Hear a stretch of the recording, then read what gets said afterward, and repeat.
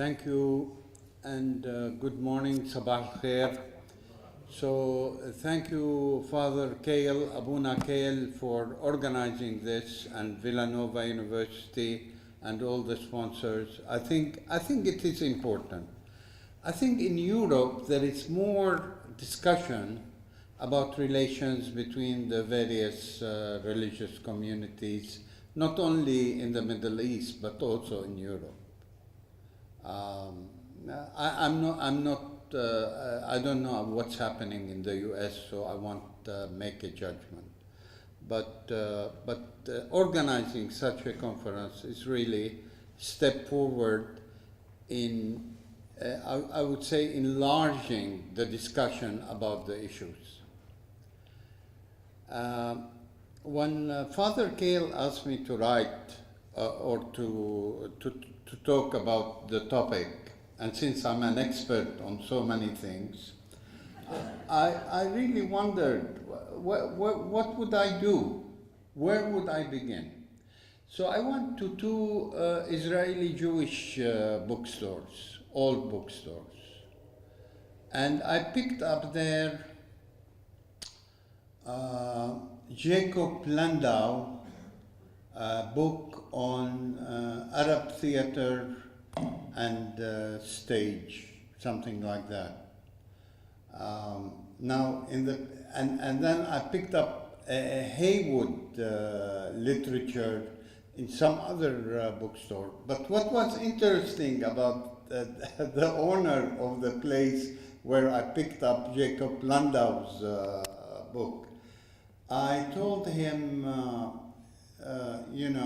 I'm doing this paper. It's nice when you buy books to tell people what you are doing. And he told me, I have a problem with Islam. I said, what's your problem with Islam? He said, really, Muslims have taken from Judaism everything. And so they pretended, they transcribed or did or whatever what we had in Judaism, and then they claimed all the holy places of Judaism as theirs. And therefore we are stuck with them. So I did not continue with the discussion because I really don't know if I agreed with him, didn't agree with him, but it's an interesting note to start on this topic. So looking at Christian contributions, first, I think the issues and concerns raised by the early Christian and non-Christian pioneers in literary revival in the Arab world, even in artistic revival in the Arab world, really revolved around the same topics. What is the nature of society? Where does woman stand? What is our relationship to our neighbors, whether Christians, Jews, whoever? And what kind of, they didn't speak about the state, but they spoke more about their ideal or vision of their societies. And what I discovered going through, for example, Luis Chico's book about the history of the art of printing in the East, is that the Christian heads of churches were the first to be enthusiastic about, to be excited about having printing presses in the various churches. And the idea behind printing presses was basically to print the missals for Mass. And so some of the early books in Arabic had to do with Al-Quddas al-Ilahi, the Divine Mass, and the rituals and the rites of the churches throughout the year. Now, as a result of that, there developed also love, it was there, But love of the Arabic language was part of the development, or was helped by the development of the printing press. One of the early bishops mentioned as being in love with Arabic was Germanus Farhat, I think of the 18th century. Also the printing presses of Qusayhia in Lebanon, and the role of Abdullah Zakhar, who was one of the first Lebanese to start a printing press. And the Lebanese government, the state, honored him, I think some 6 or 7 years ago, because since 250 years, he was the instrumental in having the first printing press in Lebanon, when Villanova still didn't have one, or what, I don't know.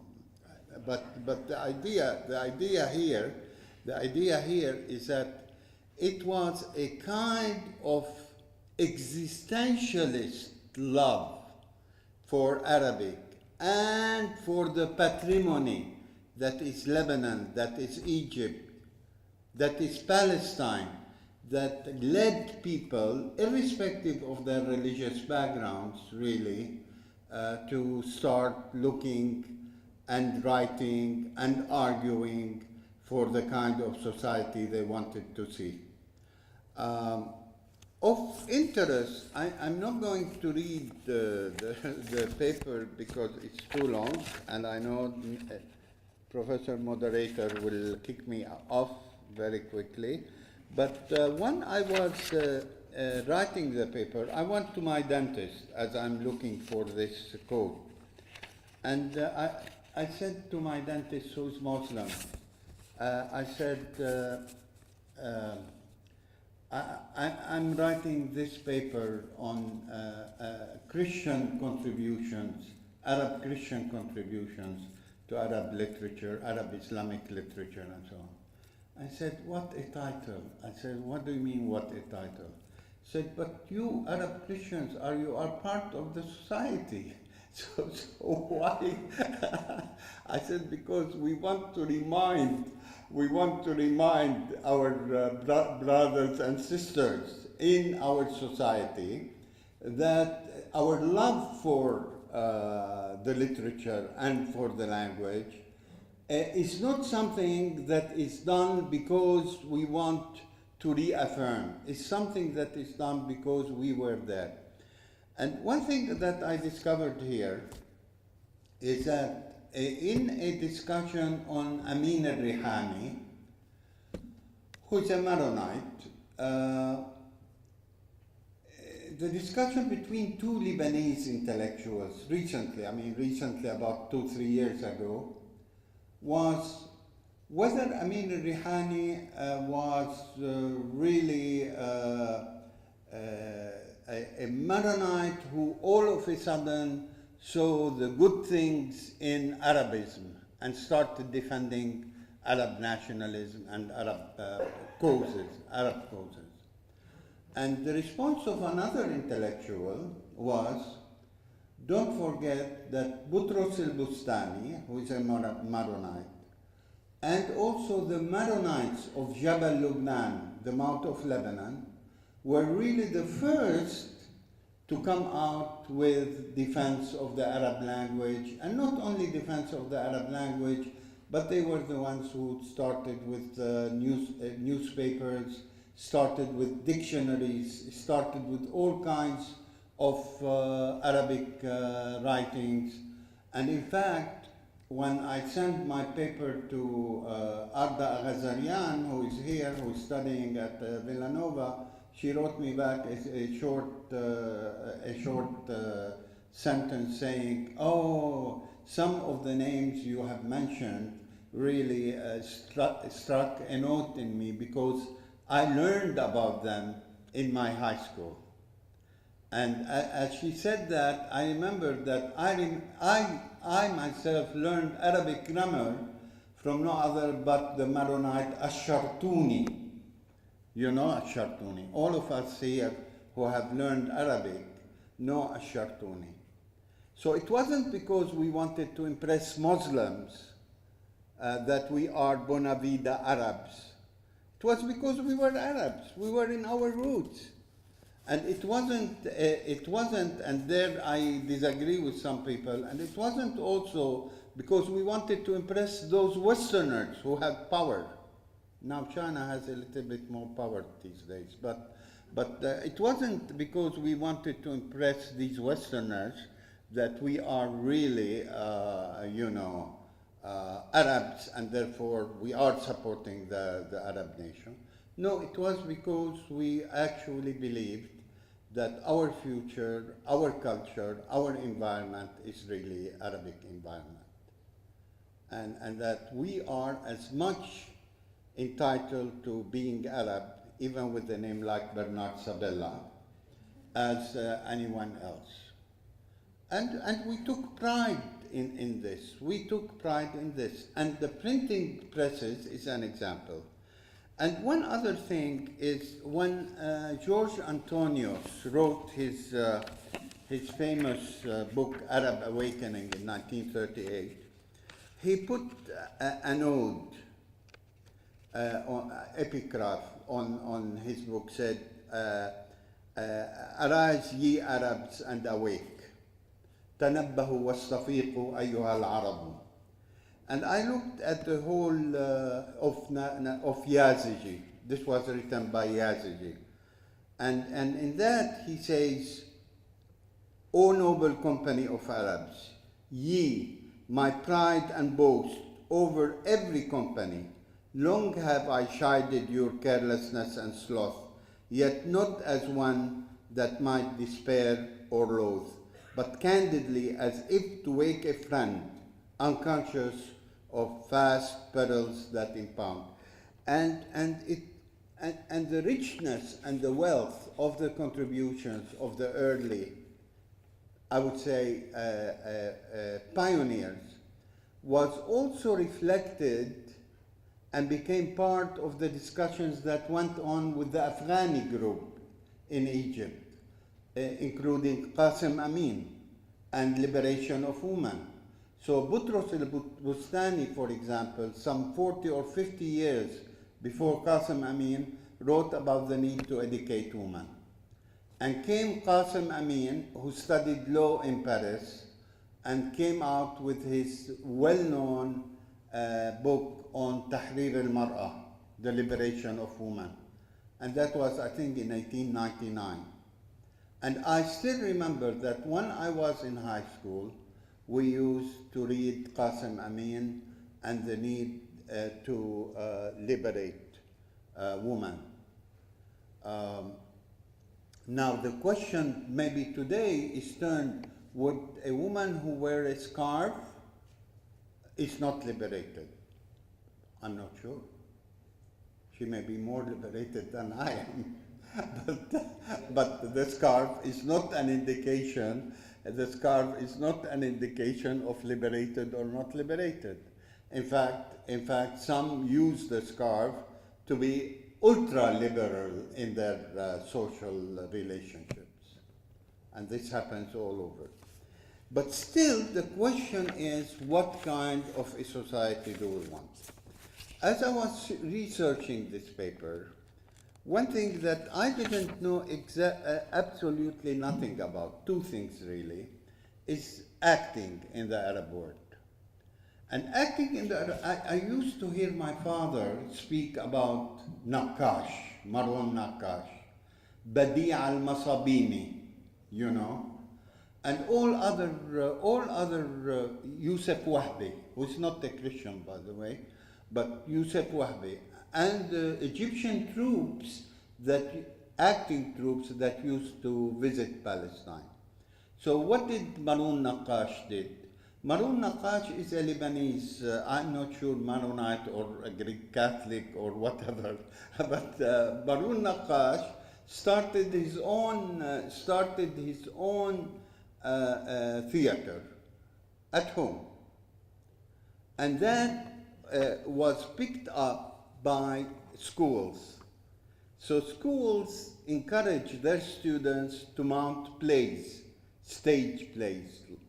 And that influence, for example, in Palestine, it influenced really others in the public life to have troops. And somebody mentioned that in Jerusalem itself, at a certain point, there were more than 30 acting troops.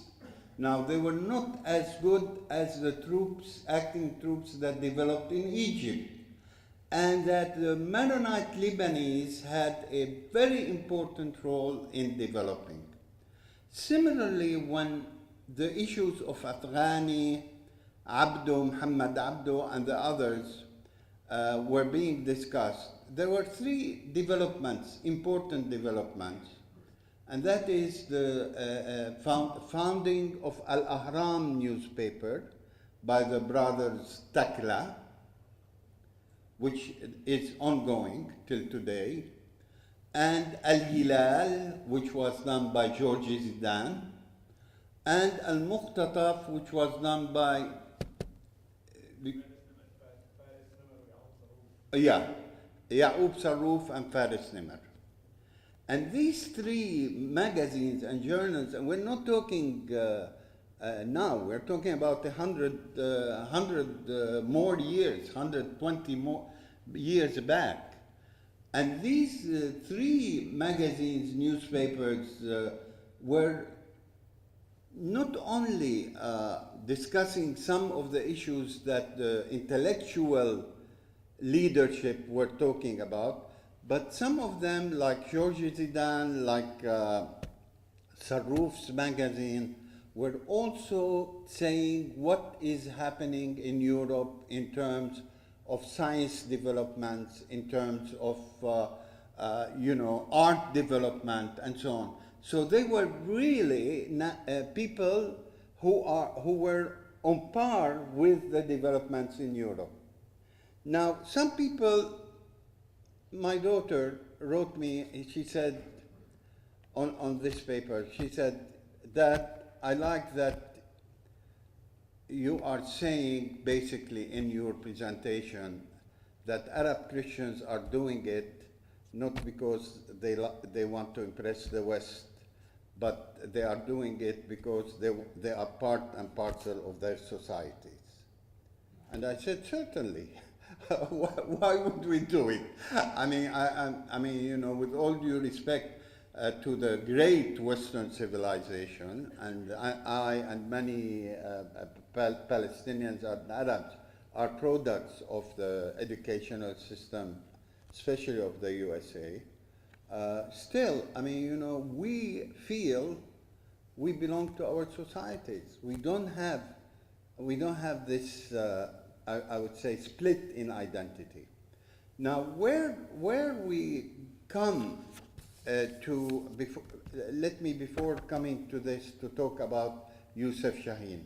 Now, in the cinema, one of the foremost figures in Arab and Egyptian cinema was Youssef Chahine. And Youssef Chahine, what I liked about reading about him was the following. He said he compared Cairo with the introvert to yourself, and he compared Alexandria to the extrovert, open, maybe because of the sea, because of the ocean. But this is what he says, or this is what is said about him. With its narrow streets and cramped dwellings, this is Cairo, the introvert, while the extrovert is associated with Alexandria, which remains the golden city of Shahine's work, a cosmopolitan utopia where Europe and Africa peacefully coexist, where Christians, Shahine's family was Roman Catholic, Jews and Muslims could once live together, providing a model for a now lost Middle Eastern harmony. The image of the port to the word becomes an image of acceptance and synthesis. So, and Shaheen is attributed with discovering the late Omar al-Sharif, who became a prominent figure. And Omar Sharif himself has had also Christian link. I mean, some people said he's Christian himself, but then he became Muslim or whatever. The idea here is that if we look at all these contributions, then we realize that the issues and the ideals that early Christians and Muslims spoke about or wrote about or wanted for their societies to happen is once again with us. In other words, even though we think these are before 120, 150 years, still today we are talking about this. What kind of a society do I want? And whether I am going to be able to go back, as the title of the conference here is, to a national society, or whether I am going, it's the struggle for secular nationalism, citizenship, whether this is the kind of society we are going to have, I'm not sure anymore. Are we worried? Yes, we are worried, but we are not worried to the extent of saying that the kind of society where Muslims, Arabs, and in the cases where applicable, Jews and others are living together in relative peace is gone forever. No, I do not think that we are saying this. But what we are saying is, if given, and I'm not going to talk about what was asked this morning about the role of the West in some of the mayhem that we are having now in the Middle East, because it's not my topic. But the stress that we need to emphasize again and again is what kind of a society we want to live in, and and how do the contributions made by Arab Christians and others can contribute to a view, a vision of the future that is in keeping with the society itself and not from the West. I really am thankful for Father Kale, Abuna Kale, but I'm also thankful for a friend, Carol Monica Burnett from Catholic University of America, who helped me a lot in reading, first reading, and editing. She did a wonderful job at that. Otherwise, I couldn't have finished it. But in the end, when you start a challenging job, even writing job, we don't think of writing as a challenging job. But you go around to libraries. Yes, the internet helps. But you go back to old store, to rare book collections or whatever. And so at home, I had a 15-month-old granddaughter, and one of her hobbies is to go to the closets of my books and get the books out. Sometimes some books get torn and so on. But as she was pulling books out, it happened that she pulled this book out. And it is Hourani's, I'm sure many of you know it, Minorities in the Arab World. And that is Hourani's book from 1947. So I said, oh, but I didn't include it in what I have written.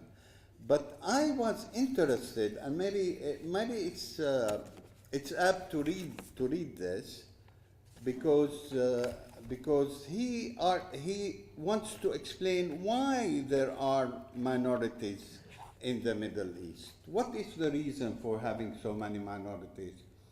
And he says, the Arabian Peninsula and the surrounding regions have always been peculiarly fertile in religious conceptions. It was here that the conceptions of the one God, the personal God, the revealed God, and the incarnate God first broke in on man's mind. Different prophets and teachers, various efforts to work out the implications and system of these conceptions, attempts to reconcile them with Greek philosophy, pagan nature worship, and religious systems from Persia and India, all these factors have led to a great diversity of faith.